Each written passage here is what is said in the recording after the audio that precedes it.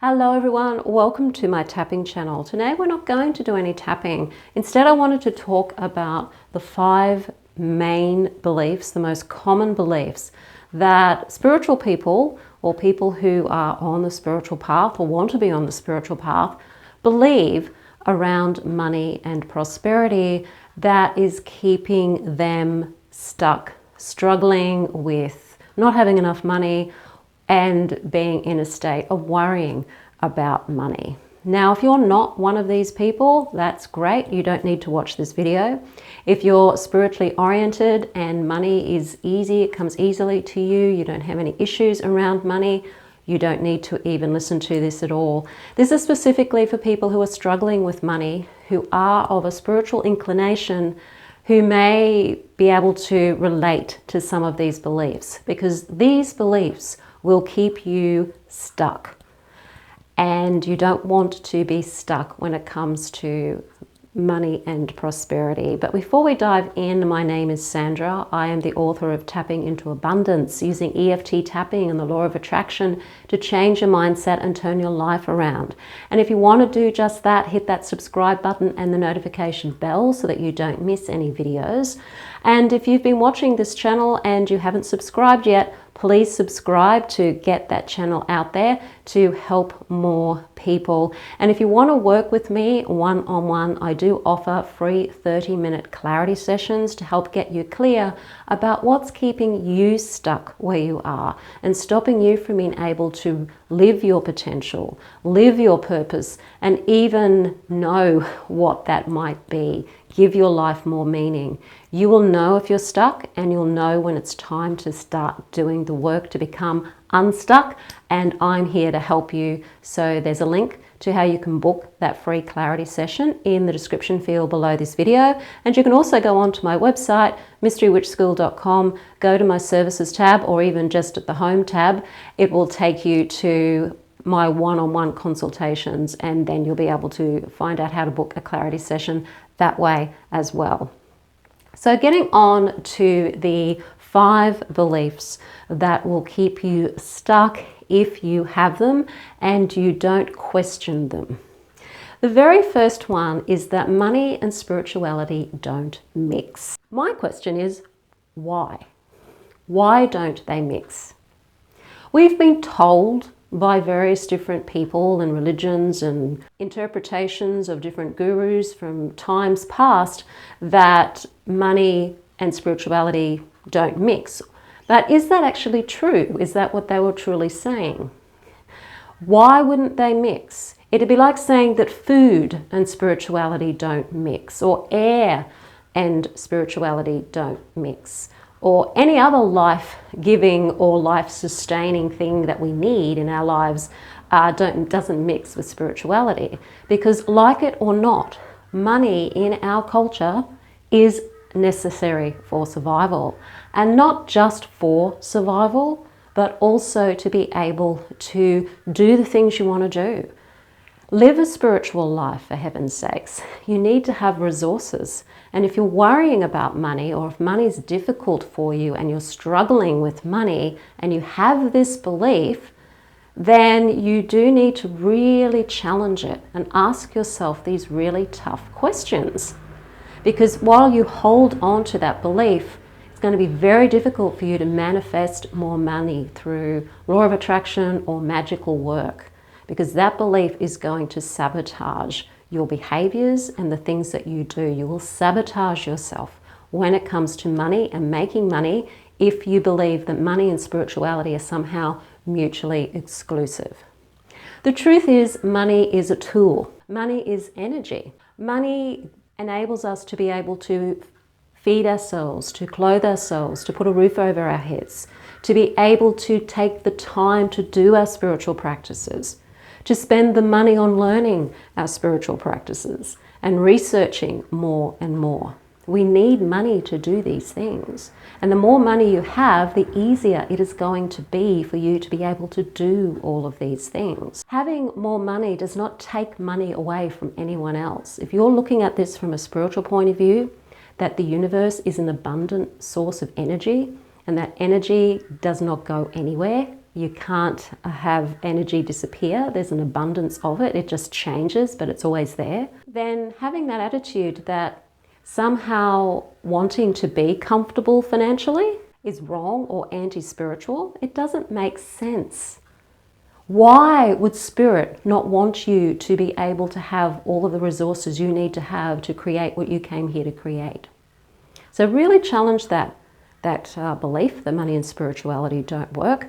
And if you like, I will do a video on how you can tap your way through changing that mindset, because it's a tough one. I had it and I had to tap through it because it was really stifling me and keeping me in a constant state of stress and worry. And it also stopped me from being able to do the things in the world that were helpful to other people as well. So belief number 2 is that being wealthy is unspiritual or somehow immoral. So wealth simply means that you have a certain amount of resources to be able to sustain yourself without you having to get more of it. So when it comes to wealth and money, it means you have enough money tied up in assets or in cash that if you stopped working or you stopped your business or you didn't have any more income coming in, you would still be able to survive and thrive on that money that's already there. Okay, that's what wealth is. It's having if you were a squirrel and you've got a whole hoard of nuts, that's your wealth. Okay, squirrels do it. Why is it different for us? I think a lot of people feel that to be spiritual, you have to renounce the material world. And maybe in some religious traditions, that's how it is. When it comes to other religions, such as a lot of pagan religions, we're embracing the material world. We're embracing nature. We don't see a separation between ourselves and nature, for example. So why would you have that separation between being able to thrive in nature and feel that you have enough resources so that you can get out of this state of survival and come into this state of being able to create, because you have the resources to create with. You have the resources to be able to reach your potential, to do the things that you want to do in life, to help other people. You need resources for that. So really question where that belief comes from. And is that a belief that's true?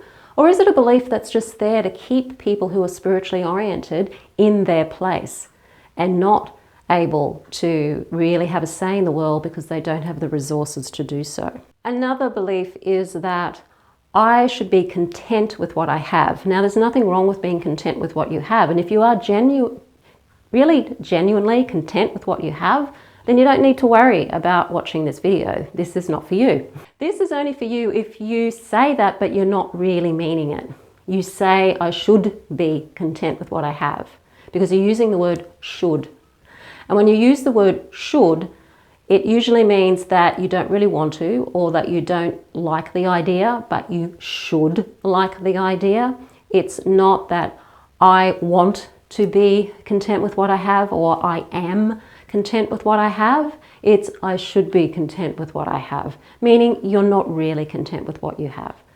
So if you're not content with what you have, why should you be content with what you have? Who told you you should be content with what you have? Where did you get that idea from? Why is that a spiritual concept?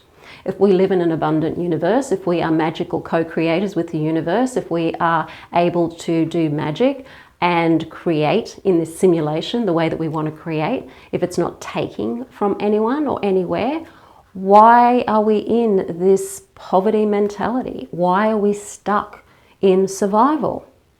If you look at Maslow's hierarchy of needs, those survival needs come first. And if you're working and struggling to survive in the world, you're not able to take the time and the energy to work on those higher spiritual aspirations. You don't have the time, you don't have the energy, you're too busy working or looking for work or struggling to be able to really work those spiritual things. Now, if you have a spiritual practice and you don't need finance or any resources and you're not struggling with money, then this video isn't for you. It doesn't apply to you. This applies to people who are struggling yet still have these beliefs. The next belief is that helping others is more important than focusing on money. Now, while it's true that helping others is important, and when you are looking at doing things in the world, that is your primary focus. But that doesn't mean that you have to neglect your finances to help other people. In fact, there may be things that you want to do to help other people that require you to have more financial resources. It really just depends on how you help people, how you want to help people. So for example, if you're a content creator and you want to do videos on YouTube to help people, you need the time to do that, you need the resources to do that. So unless you have a wealthy benefactor or somebody who can pay your way while you're there doing your videos, thinking up the content, creating all of this, then you're going to need to get those resources somewhere. You're going to have that coming in, otherwise you're not going to have the time or the energy or even the desire to be able to continue helping people. You will burn out. You will run out of your own livelihood. It's a case of put the oxygen mask on yourself first and then put it on your children when the plane is going down. Think of it that way. If you can be financially good, where you're in a comfortable place, whatever that means for you, then you do have the energy to be able to get out of survival on that hierarchy and move into some of the higher functions. And the last belief is that money is a distraction from the spiritual path. Why is it a distraction from the spiritual path?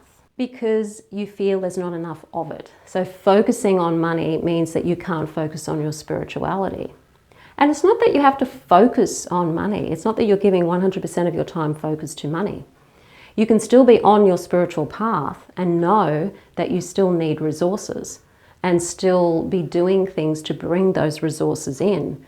When you're doing any kind of magic or manifestation work, you may be totally focused on what it is that you're doing in the world as opposed to the money, and the money may just come in simply because you're focused on feeling that you are doing what it is you want to do and you have the capacity to do that. You have the resources to do what it is that you want to do in the world. You have the energy, you have the health, you have the material resources. You're in the location you feel that you need to be in, or you have the ability to travel the way you may want to travel to do what your life work is. And so when you put yourself in that wish fulfilled and you're manifesting or you're doing magic, then the money will usually come to help you do that, because you're probably going to need money to do those things. So you may not be focusing on the money itself, but you're focusing on what it is that you're wanting to do. There's probably going to be some money involved somewhere. Money may come to you, somebody may help you out. There's very many different ways that you can do that. But to just think that it's wrong to focus on the money, it's wrong to even consider you may need it, or that it may be useful, or that it may just come to you because it's not spiritual to do so, just simply isn't true. A lot of people that are on a spiritual path, when they're focused on what it is that they're doing and what they want to create in the world, and they focus on that, the money comes, the money flows naturally, because they're not putting up a brick wall to it saying, oh no, I can't accept that money because I'm a spiritual person and I'm meant to be poor, because being poor is spiritual. That's rubbish. It's not true. It simply is not true. Whether you're wealthy, whether you're poor, makes no difference to the energy of money. It makes no difference to spirit, whether you're wealthy or whether you're poor. It's what you're doing with your life that is important. It's what you're doing with your energy and with your time. And if you need money to do that, then you need money to do that. And you attract and build the money that you need to do that. If you don't need the money to do that, great. Then you don't focus on that. But if you do find you're struggling to pay the bills, you're worrying about money, you have a business and maybe it's a business in the helping professions, for example, and you're feeling guilty about taking money from people, you're putting in a barrier there where you can't really help people because you're struggling to survive yourself. And that's not correct. You're not valuing your abilities, you're not valuing what you do, you're not valuing what you can do for others.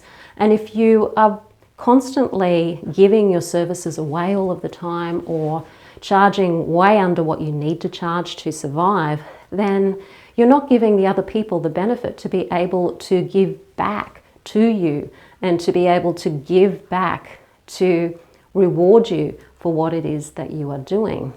In all cultures, when people did things for each other, they would swap gifts, they would swap goods, they would swap services.